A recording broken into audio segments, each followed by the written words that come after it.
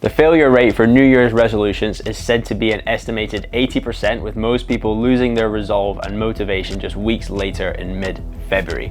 So in this video, I'm going to teach you how to be in the top 20% of winners and not the bottom 80% of losers. And if you're new here, I'm Blair. I'm an online coach that specializes in helping people build lean, athletic bodies so they can do the stuff they want to do without second guessing themselves. Firstly, I want to talk about New Year's resolutions. So coming towards the end of the year, everyone's mind starts going forward, thinking about resolutions for going into the new year. Now, there's a point to be made, is like you can set goals and go after them at any time of year. You don't have to wait until it's a new year. And I know there's a lot of people especially in the fitness space, that will they don't like New Year's resolutions because of that very point, and they're quite happy just to point out and say, look, like, fuck your New Year's resolutions. You can set goals anytime. You just have to be purposeful and intentional in what you're doing.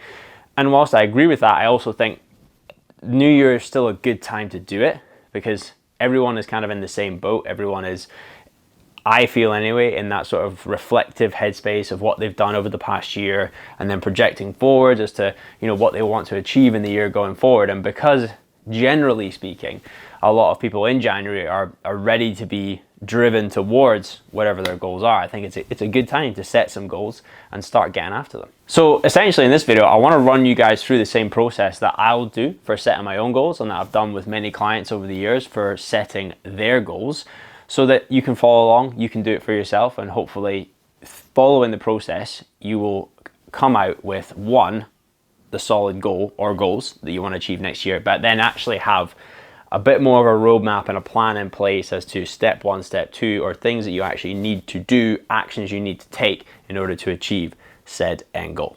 So as this is a fitness channel, then I'm going to take a guess and say that the goals we're going to be thinking about and considering here are going to be based around your fitness, your physique, your performance, your strength, your conditioning, all that good stuff. So before we even start thinking about what the goals actually should be for next year, because you probably have a bit of an idea of that already, even having not spent any potentially real time thinking about it. Before we even go there, I want you to take a second and think back to what I would call were your bright spots from last year. Now, I've taken this concept from a book called Switch by, I believe it's Chip and Dan Heath. And the idea they talk about of having bright spots is that for a lot of us, and myself included, if we look back over a certain thing and we analyze performance, whether that's of ourselves, with fitness, with work, with anything, we tend to focus on the areas that we weren't so good, and we focus on the weaknesses. What their argument in this is like, well, instead of always focusing on the weaknesses, focus on where you're actually strong. Focus on those times where you did really well, and kind of examine those in a bit more detail as to why was I so good during that time. So in this case, we could look at the times where actually maybe there was a couple of weeks or a couple of months where you were really locked in on your training, you were really motivated, you really enjoyed it, you were eating really well, and everything was just kind of falling into place easy. As a result of that, your performance, your physique was in a good spot. So whether that was for a short time of weeks, or actually over the course of months, reflect back on that now. Take a couple of minutes, pause the video if you need to, and just note down a few things as to, honestly, why you believe that to be the case. Why was it that time was so good? And then once we have that, we basically just want to replicate that scenario. We want to replicate that set of circumstances so that you can go through a similar phase again. So a few questions you can maybe ask yourself to prompt these bright spots and how they were useful for you is just thinking about, like, what were you actually doing at that point in time? What was your training looking like? How often were you training? How much were you socializing? What did that socializing look like? Was it, going out on mad benders, every single weekend, or was it a bit more tapered down? What was your diet looking like? What was the main drive behind you? Like, what was causing you to be so zoned in and focused on that time? Where was the motivation coming from? So if you kind of go through some of those questions, scribble down some ideas of what comes to mind, they will definitely help you to identify what the bright spots were, and then equally as important, why they became bright spots in the first place, so we can replicate them going into 2024. All right, now you've done that, I want you to do the same thing, but now we are going to focus on the not so good times. So all those times when, your diet went to shit, or your training just kind of fell off the wagon, or whatever else the situation was, right? try and think back as to why that might have been the case. What was it that kind of overwhelmed you? What was the straw that broke the camel's back that caused you to kind of go off tracks? And again, take a couple of minutes just to write down a few ideas as to why that might be the case. And again, from here, we then know, right, what we need to do is just have either things in place that stop you getting to that same situation where you just become so overwhelmed that everything kind of falls to shit a little bit, or at least have some form of contingency plan in place so that if it does happen, you know what to do to fix it, and it's not a case of you then being, off track for the next week, month, etc., etc. So once we've done that, we essentially now know what you need to do more of in 2024 and what you need to do less of in 2024 to actually work towards the goals that we're about to set. Okay, so secondly now we're going to talk about actually setting the goals. And I want you to think big here, right? The minimum time frame we should be thinking about is like, where do you want to be at the end of 2024? So it's 31st of December 2024. Where do you want to be at that point in time? What do you want to feel like? What do you want to be proud of yourself for doing over the past year? What do you want to look like? Those kind of questions are the things that you should be answering to really help you then start to narrow down what your big goal or goals should be, maybe in different aspects of your life, for this coming year. Now, as a quick tangent here, I'd probably say you don't want to set any more than maybe like 3 big main sort of overarching goals here. Ideally, each of them would be in kind of different facets of your life. So just as an example, one might be for your fitness, your health, one might be for your career, one might be for your family, your relationship, right? Obviously, there's other categories you could go into, but I'd probably say one for each of those is enough. You don't need to set multiple big, massive goals for everything, because then you will probably just end up overwhelming yourself. And if you're struggling to think about, how you want to feel, what you want to be proud of by the end of 2024, then sometimes it's a useful tactic is to use inversion thinking. So think about like, right, well, what do I definitely not want at the end of 24? Where do I definitely not want to be? What would I be embarrassed about by the end of 2024? Actually, if you were still sat in the same position and you hadn't really achieved anything, like, would you be embarrassed about that? Would you be ashamed about that? And if you have these thoughts, then we can use that and think, right, well, that probably means I want the opposite. And it helps us sometimes to get and eke the answers out of ourselves. So take a couple minutes now, pause the video, and have a think about some of those questions, scribble down some ideas, and start piecing together what your big one goal should be in maybe a few different categories. So to give you an example, if I was to set a goal that like I've had for myself in the past, and that I know a lot of the guys I work with have a sort of similar goal around this, it might sound something like this. Now, don't take my words for it. The whole point of this is that you come up with your own ones, but something along the lines of, the ultimate goal for my health and fitness this year is for me to build a lean athletic body that allows me to, do all the shit that I've been saying I want to do, but I haven't done because, I've been worried about my body not being able to handle it, or I'm just feeling too uncomfortable to like put myself in that sort of situation. And just all these ideas and things that I've been wanting to do that I've never got round to because I've had some sort of excuse that's come back down to either not liking the way I look or just not being happy enough with how my fitness and strength levels are. So you could set a goal maybe similar to that for your health and fitness side of things, but the whole point is you come up with your own one. And then you can have something similar for other parts of your life that are important to you, as I say, your relationships or maybe your career. And then once you've done that, we're going to move on to the next section. So thirdly, we're going to talk about setting processes and actions. Have you set your big goals for this year? What are your big goals, Dudley? I want my balls back. I'm going to find the doctor who did this to me. I'm going to take his balls. So now that we know what the big overarching goals are in a few different areas of your life, we'll just keep sticking with the fitness-based ones here. We want to now break these down into smaller actions or processes that you can carry out over the months, the weeks, the days.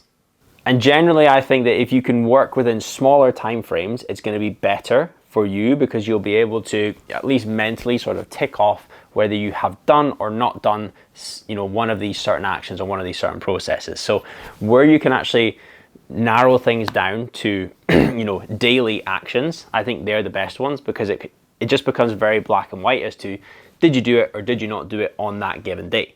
But obviously some things, you might not need to, or, it's not really reasonable to do it every day anyway. So in those cases, you can maybe look more across the weeks than across days. So I will talk through some examples as to what these smaller actions and processes could look like, specifically about, the health and fitness side of things. But if you want to learn a lot more about these, then you could check out one of my other YouTube videos, which is the 5 vital factors you need to enhance your performance and your physique. I'll plug it on the screen somewhere around here. So you can go and check that one out for a more detailed review of what some of these actions and processes could look like for you. But for now, we could be looking at very basic things like I will train at least 3 times every week.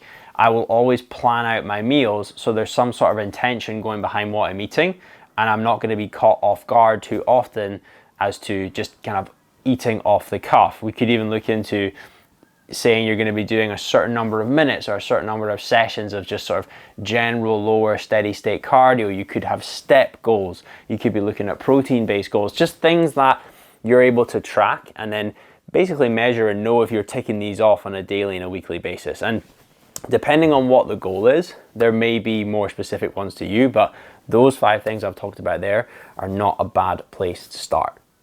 Now, with these smaller actions and processes, of course, there will be days that you don't tick off all of the actions that you need to take and all the processes you need to do over the course of a week in order to get you to that bigger goal. Because remember, every time you tick the box of completing the action or completing the process, that's kind of like you taking a step towards the big overall goal that we've set already in this video. So there'll be times when you don't take that action, and that's fine. That doesn't mean that you have to then start again, you go back to square one, you do not pass go. It's very much just a case of cool, you just kind of stay where you are for that day, and then the next day you just crack on with it again. So don't be thinking that these are things that you actually need to do 365 days of the year. As long as over the course of the year, you do it, I don't know, maybe 280 times, 300 times, you're probably going to have made some pretty damn good progress over the course of that year. Fourthly, we're going to talk about pushing and pulling, and we're not talking about gym days here. So something I like to do every single year is just get printed out a big massive calendar that I can stick on the wall in the office that just shows me what my entire year is going to look like, and I'll start marking in, like maybe trips I know I've got plans, competitions I know I'm going to be doing, and just anything else that's like important to me that I know, right, these are dates in the diary that I need to note down, and it helps me just get like a whole year view of what is actually going on and what's going to be happening in my life over the next year. What that also allows me to do is find areas where I know I'm going to be able to push harder when it comes to my strength and conditioning, and I'm going to want to, like for example, in the build up to a competition, I'm going to want to probably push a lot harder. I'm going to increase training volume, and I'll mark that out on my calendar on the wall to kind of show me, cool, this is going to be a big push section for me. So during that time, I understand that maybe I'm not going to commit to as many things outside of that. Likewise, I'm going to plan in times where I'm going to be in more of a pull area where I'm not so focused on, strength and conditioning. I'm more just training for the sake of enjoyment. I'm training for the sake of kind of maintaining where I'm at.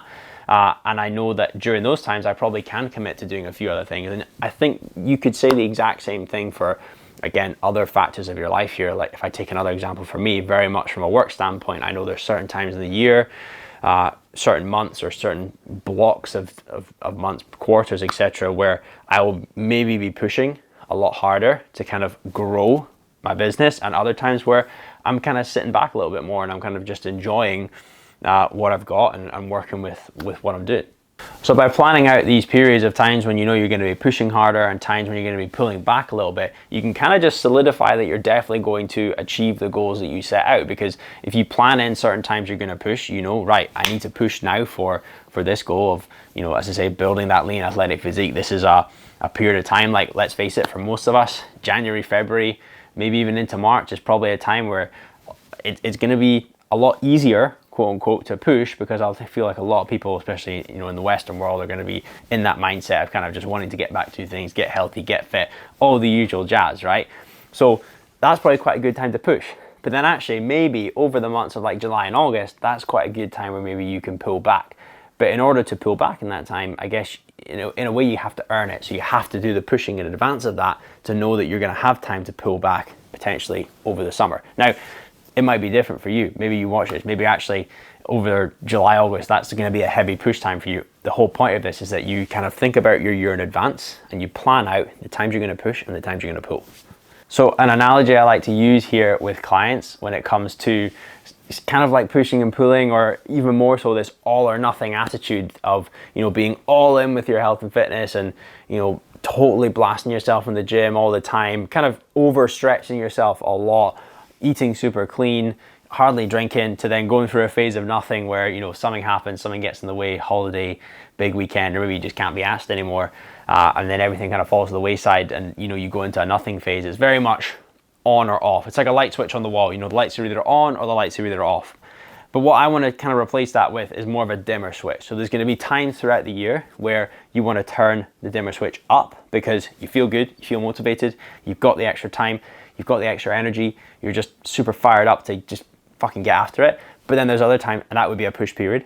But then there's other times throughout the year where actually, for one reason or another, you know, you're just not as up for it. And that would be a good time to have more of a pull month or a pull, you know, 6 weeks or so, just to allow yourself that break, allow yourself time to maybe recover a little bit more. But it also could be the fact that, you know, there's just a hell of a lot of deadlines at work at that point in time. Maybe actually you're going to be going traveling or something for a longer period of time, and you want to just actually enjoy that and not put so much pressure on yourself to be on it all the time. So it's really important that you plan out throughout the year these times when you want to push and turn the dimmer switch up, and those times when you want to pull and turn the dimmer switch down. But the key is we never turn the dimmer switch off. And then finally, the only thing left to do is execute and adapt. So now that you've got your goals, you've got your actions and processes, you've planned out the times across the year when you're going to push, when you're going to pull, all that's left to do is actually do the thing. Now, you have to set the conditions to actually allow yourself to be consistent at ticking off these daily actions or these weekly processes. And if you find there's certain times of year where you're just really being super consistent, you're getting after it, and it's just week after week after week, you're nailing things, then give yourself a little bit of time to examine why you think that is. And similar to what I said at the beginning of this video, you know, ask yourself why things are going so well. It's basically another bright spot happening. What are the conditions that you're setting for yourself that's actually allowing you to be this consistent? Why do you think that is? And just do more of that. We don't always have to focus on the areas we want to be better and the areas that we maybe don't feel are going so well. Because if overall things are moving in the right direction and you're happy with it, then just do more of that thing that you're doing, and those things that you're identifying as being the key factors that's allowing you to be so consistent. And likewise, if you just aren't able to be consistent with these things, then it's worthwhile looking into why. You know, stop and ask yourself, like what is actually stopping me from being consistent here? What are the typical things that get in my way? What are the typical excuses and reasons that I come up with that in my own head as to why I can't do these things? And address them and fix them so that then you can actually start being consistent. Otherwise, the whole thing's pointless. And if this is the case, you might actually need to go back and revisit what the big goal is, because maybe you've changed your mind. Maybe you've changed your opinion on certain things. You don't want certain things. Actually, you want to work towards something else. This is where we need to be allow ourselves to be adaptive to what the process is, right? Just because you set the goal doesn't mean you can never change your mind on it. So make sure that if you do find yourself being inconsistent, you are questioning that, maybe questioning if you really want to go after the big goal that you set at the beginning of this year, if you maybe need to change it a little bit. And if the answer to the goal is still yes, then maybe you just need to refine your actions and your process a little bit more, because maybe actually they weren't the stepping stones that you need to be taking to get to the big, large goal. And spend some time thinking about other actions and other processes you can take that might help you more than what your current ones are. So that's the gist of how I set my own goals around my own performance and my own physique, especially at this time of year.